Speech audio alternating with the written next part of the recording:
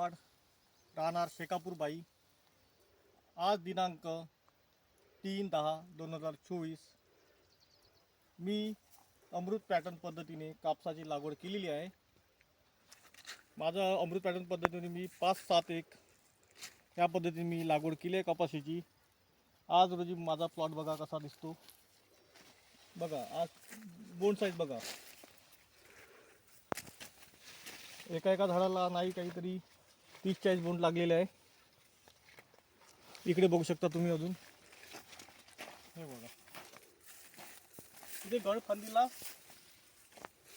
गडफांदीला कमीत कमी 15 ते 20 बोंड तयार झालेले आहे. ते बघू शकता तुम्ही. याचं बूड बघा, बूड बघा, पराठीचं बूड बघा. एवढं बूड येते. आज 25-30 फळफांद्या लागलेल्या आहे झाडाला. पूर्ण प्लॉट तुम्ही चेक करू शकता. हा 7चा पट्टा आहे. 7चा पट्टा पूर्ण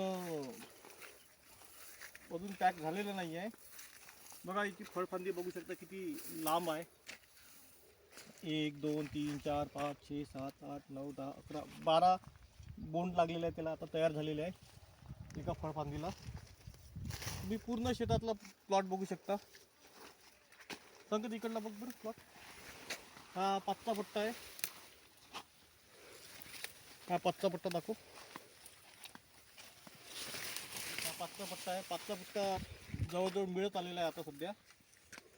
आणि ही जी जात आहे व्हेरायटी आहे, ही आहे बॉन्सर कंपनी व्हेरायटी आहे. खूप छान व्हेरायटी आहे.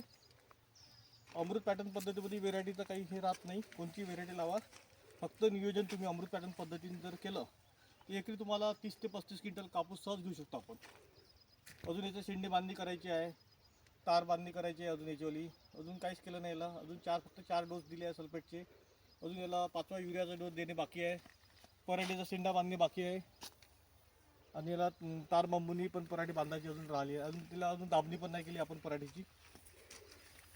बघू शकता तुम्ही. आज बोंड बघू शकता.